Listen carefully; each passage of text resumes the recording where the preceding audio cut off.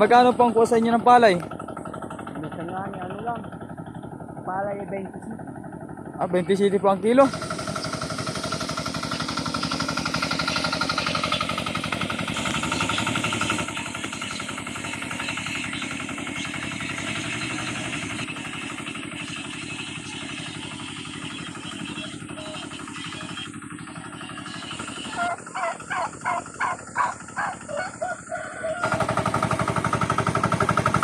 Ere naman po mga kailab yung ano ay parang inaano ng larado.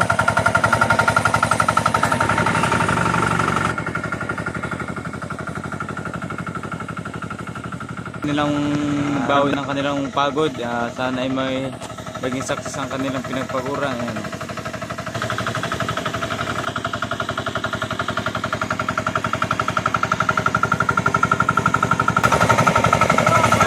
Oo.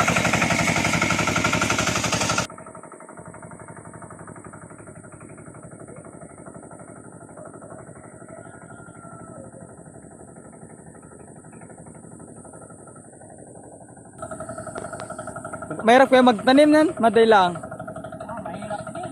Ha? Mahirap din. Tapos anong mahal po ng bigas ano? Oo. Ay, ano pong masabi mo doon sa mga presyo ng bigas? Sobrang mahal talaga. Tapos ang hirap pa magtanim. Magkano po ang kuha sa inyo ng palay? Minsan nga ni ano lang. Palay 25. 27 po ang kilo. So mga kailabo, yan. Ako po nandini sa crossing sa Kawit. Tinanong ko lang si kuya kung magkano ang ano.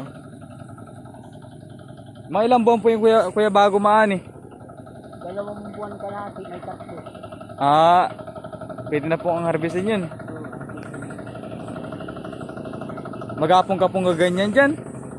Ay, kanina pa lang inumpisan niya. Nagalmusal ka na po. Hindi pa nga eh.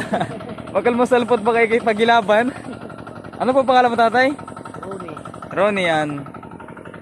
Mabuhay po ang mga magsasaka na patuloy na nagsusumika para sa ano, panlahat yung palay na yan. Matitikpan natin lahat yan. Ano. Bagong tanim po yan mga kailab oh.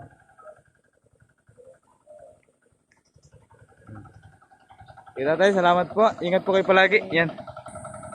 Ang tatay na. Tayo, ano pong nagawa mo dyan? Ano pong nagawa mo? Pang ano yan? Pantanim? Ilang buwan na po yan? Ha? Apon la po. Ilang buwan na po? Yan po na, mga 15 days. 15 days po. Ay mga kailab oh. Ang dami. Ang gandang tignan no. Karni po din sa aming probinsya. Tatay nagakuha na ng punla tapos tatanim doon. Ayan oh. Napakabango ah. Wala pang bungay mabango na. Tatay, ano po pangalan mo? Dennis. Yan, salut po kay tatay. Dennis Loto. Ayan. Okay labo.